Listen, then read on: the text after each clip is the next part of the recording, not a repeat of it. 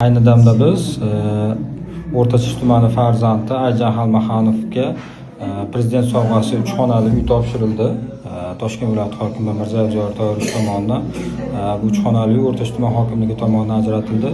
Ayjan joriy yilda avgust oyida yoshlar o'rtasidagi jahon chempionatida oltin medalni qo'lga kiritdi. Oradan hech qancha vaqt o'tmasdan sentyabr oyining oxirlarida kattalar o'rtasidagi jahon chempionatida 24 yillik tanaffusdan so'ng O'rtachish tumani farzandi bo'lgan Ayjan birinchi bor O'zbekiston farzandi sifatida jahon chempionligini qo'lga kiritdi. Ushbu g'alaba bilan nafaqat Ayjanni, balki oila a'zolarini barchalarini tabriklaymiz. Ayjanni kelajakda niyatlari.